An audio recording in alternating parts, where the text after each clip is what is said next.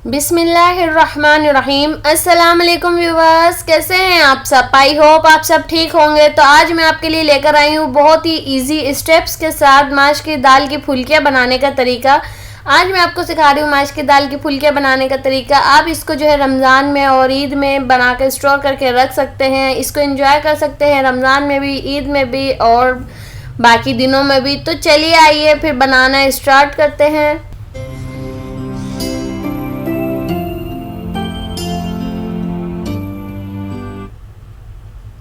बहुत ही आसान तरीके से मैं आपको बनाना सिखा रही हूँ। यहाँ देखें, मैंने सिंपली माश की दाल का आटा लिया है, पाउडर है ये, यानी माश की दाल का। आप जो है अगर आपके पास पाउडर अवेलेबल नहीं है तो आप माश की दाल को जो है ओवरनाइट सोक करके रख दें और फिर जो है उसको अच्छे से वॉश करके उसमें थोड़ा सा पानी डाल के उसको जो है गाढ़ा सा आप इसका पेस्ट बना लें और अच्छे से उसको भी आपको बीट करना है। जिस तरीके से मैं इसकी माश की दाल के आटे को कर रही हूँ, बिल्कुल आपको जो है तकरीबन 15 मिनट लग सकते हैं आपको बीट करते हुए, क्योंकि हमें इसका एकदम फ्लफ़ी सा बैटर चाहिए। तो देखें, मैंने इसमें अभी कुछ भी ऐड नहीं किया है सिवाय पानी के।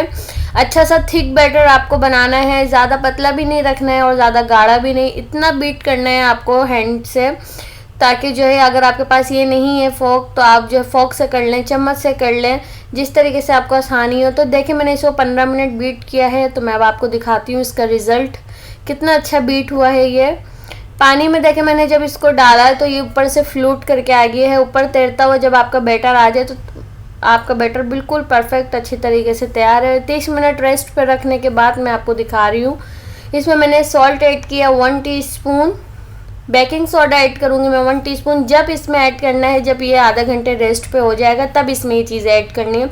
आप चाहें इसमें साबित ज़ीरा और पिसी हुई मिर्ची और जो है इसमें आप अपने मनपसंद स्पाइसेस ऐड कर सकते हैं, पर मैं इसमें किसी किस्म के कोई स्पाइस ऐड नहीं कर रही हूँ। इससे भी बहुत ज़्यादा अच्छे और मज़ेदार बनकर तैयार होते हैं। तो ये देखें, इस तरीके से थिक बैटर चाहिए। अब मैं जो है इसको गोल वाली जो है चिपटी चिपटी सी मैं इसकी फुल्कियाँ बनाऊँगी। मैं इसको जो है राउंड शेप नहीं दूँगी। ये जो है फुल्कियाँ चिपटी चिपटी सी अच्छी लगती हैं जब इसके जो माश के फुल्कियाँ बनकर तैयार होती हैं। तो ये देखें, इतने अच्छे से कुकी जैसे शेप में ये बन रही हैं। तो ऑयल जो है देखें ज़्यादा गर्म है होता है तो ये फ़ौरन से डार्क होने शुरू हो जाएंगी। तो ऑयल का टेम्परेचर थोड़ा हल्का कर लेंगे और इसको जो है मीडियम टू लो फ्लेम पे हमें इसको करना है कुक, क्योंकि इसमें देखें अभी ये पकेगी माश की दाल है। तो अच्छी तरीके से जो है इसको इस तरीके से चम्मच से, दूसरे चम्मच से आप इसको डालते जाएं और जब ये एक साइड से कुक हो जाए तो आप इसको निकाल लें। तो देखें, जो मेरे ब्राउन हो चुके हैं पहले के डले हुए, मैं उनको निकाल लूँगी। तो इस तरीके से आपको सारे ऐड करने हैं। और आप जो है इसके खट्टे मीठे दही बड़े भी बना सकते हैं और इसकी जो है चटनी वाले दही बड़े भी बना सकते हैं। जो आपको पसंद आप इससे वो वाले दही बड़े बना सकते हैं।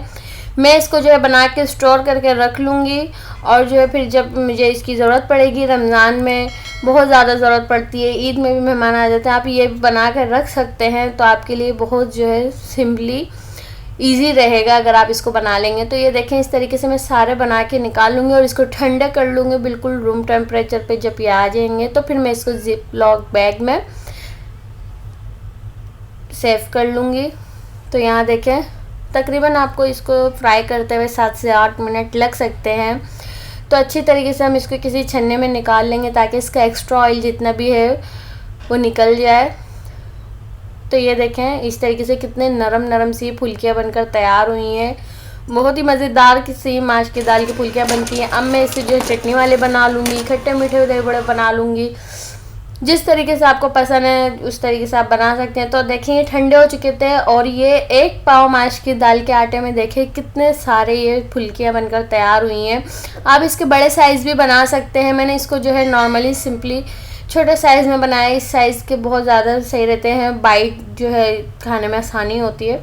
आप बड़ी बड़ी फुल्कियाँ भी बना सकते हैं। तो इस तरीके से जो है जिप लॉक कर लेंगे इसको और जो है मैं इसको सेव करके फ्रीज़र में रख लूँगी। 1 महीने के लिए ये बिल्कुल अच्छे रहते हैं, ताज़े रहते हैं।